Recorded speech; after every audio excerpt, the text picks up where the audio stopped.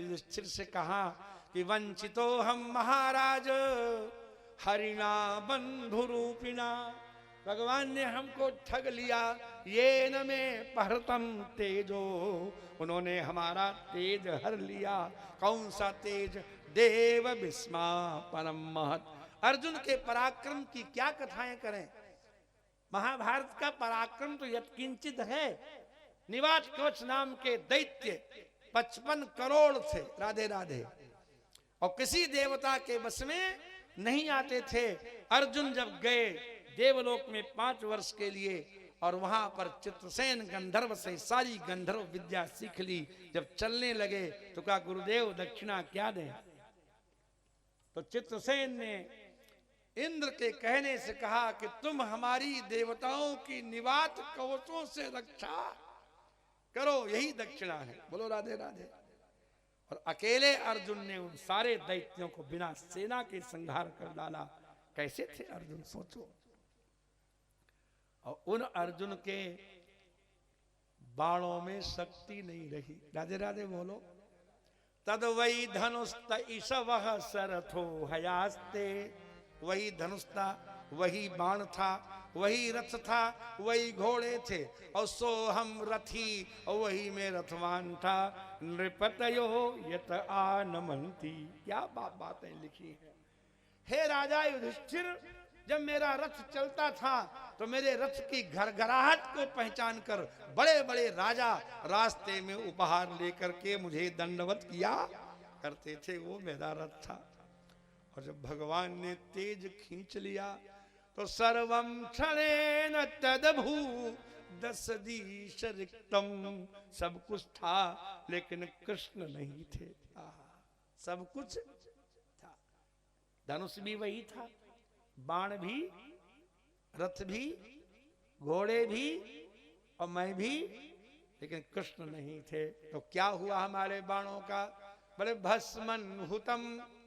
जैसे राख में आहुति करने का कोई फल नहीं होता, जैसे कपट पूर्वक सेवा करने का कोई फल नहीं होता, और जैसे ऊसर भूमि में दाना डालने का कोई फल नहीं होता। भस्मन हुतम कुहकराधमिवोक्तम ऊष्याम। ऊष्याम उक्तम, ऊसर में बोया हुआ, कपट से की गई सेवा, और भस्म में किया गया हवन जैसे व्यर्थ होता है, ऐसे ही हमारे बाण भी व्यर्थ हो गए। और अपने परपोते को कृष्ण ने पकड़ाया था, अर्जुन को बज्जनाभ बच गए थे। इसको मथुरा में अभिषेक कर देना, अपने पौत्र परीक्षित को तुम हस्तिनापुर में अभिषेक कर देना, और उसके बाद तुम भी हमारे धाम को आना। सब पांडव उसी का अनुकरण किए थे। लेकिन गोविंद भजगतायाम द्वारकायाम कुरुद्वह अवासीत नारदो भीष्म कृष्णोपासन लालस। श्रीमद् भागवत के 11वें अध्याय का 11वें स्कंद के दूसरे अध्याय का प्रारंभ जो हुआ है वो अपनी ओर से सुखदेव भगवान कर रहे हैं। वहां कोई प्रसंग नहीं, राजा परीक्षित ने प्रसंग नहीं किया, क्योंकि सुखदेव भगवान स्वयं कृष्ण का वियोग इतनी जल्दी नहीं सहते थे। इसलिए उन्होंने कहा, यहां से कथा उठाई कि नारद जी बार बार द्वारका में आया करते थे। एक दिन देवर्षि नारद को पूजन करके वसुदेव जी ने पूछा कि हे नारद जी, आप तो बड़े धर्मात्मा, ज्ञानी, विवेकी और विद्वान हैं, आप बताइए कौन सा हम कर्म करें तो हमको भगवत प्राप्ति हो जाए, हमें भागवत धर्म का उपदेश करो। तो नारद जी ने सोचा हम इनके यहाँ रोज आते हैं, हम उपदेश करेंगे तो इनको अच्छा नहीं लगेगा। तो उन्होंने एक पुरानी कथा सुनाई राजा निमि की और ऋषभदेव भगवान के 9 पुत्रों की। कवि हरि, अंतरिक्ष, प्रबुद्ध, विपलायन, आविर्होत्र, द्रुमिल, चमस और करभाजन, ये 9 योगी हैं। पहले योगी का नाम है कवि, दूसरे योगी का नाम है हरि, और इनके द्वारा प्रश्न किए गए कि ये बताइए भागवत धर्म क्या होता है। तो कवि ने कहा, जिस मार्ग पर चलने से कभी पैर गड्ढे में न पड़े उसी को भागवत धर्म कहते हैं। बोलो राधे राधे। तो जब सबरी माता जूठे बेर खिलाएगी तो क्या पैर गड्ढे में जाएगा? यानास उत्थाय नरोज राजन न प्रमादेत कर ही चित धावन निमील्यवा नेत्रे न स्खले न पते दिहा। आंख बंद करके भी दौड़े और जिस मार्ग पे न गिरे और न कभी उसका पतन हो, समझ लो वही भागवत धर्म है। और उसका उपाय क्या है? मनसा वाचा कर्मणा बुद्धिया जो भी हम करते हैं सब भगवान को अर्पित करता चले। आपका है, मेरा कुछ भी। ये कठिन है साधना, लेकिन ये करना बड़ा कठिन है, इसमें कोई संदेह की बात नहीं। देखो, जब आप भगवान का भजन करते हैं तो 3 फल एक साथ होते हैं। जब आप भोजन करते हैं तो 3 फल एक साथ होते हैं। भोजन बहुत भूखे को दिया जाए तो पहला 1 ग्रास रखा तो तुष्टि होगी, शरीर में संचार शक्ति को पुष्टि होगी। और तीसरा फल होगा क्षुध निवृत्ति, क्षुधा की निवृत्ति होने लग जाएगी। 1 ग्रास में थोड़ी थोड़ी भूख मिटते मिटते पूरी मिटेगी कि सब खाने के बाद मिटेगी। जैसे प्रथम ग्रास खाने से ही तुष्टि पुष्टि और क्षुधा की निवृत्ति होने लगती है, ऐसे ही जब भगवत भजन करते हैं तो भगवान से प्रेम, भगवान के ऐश्वर्य का अनुभव और संसार से वैराग्य होने लगता है। भक्ति ही परेशानुभवा 3 चीजें होती, भक्ति, अनुभूति और विरक्ति। भगवत चरणों में होती है भक्ति, भगवत ऐश्वर्य की होती है अनुभूति और संसार से होने लगती है विरक्ति। जब तीनों काम होने लग जाएं तो समझ लो सही मार्ग पर चल रहे हैं। यही भागवत धर्म है। भक्त कैसे होते हैं? हरि ने बताया उत्तम मध्यम मध्यम और अधम।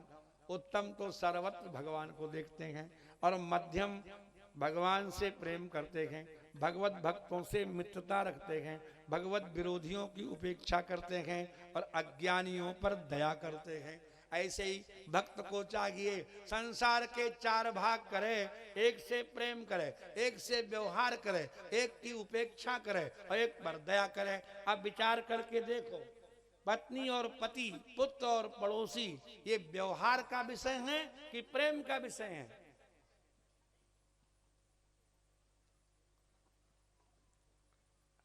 आपके लेन देन का विषय है ये कि प्रेम का विषय है? ईमानदारी से विचार करो, प्रेम का विषय है। प्रेम तो उसे कहते हैं जो एक रस रहे।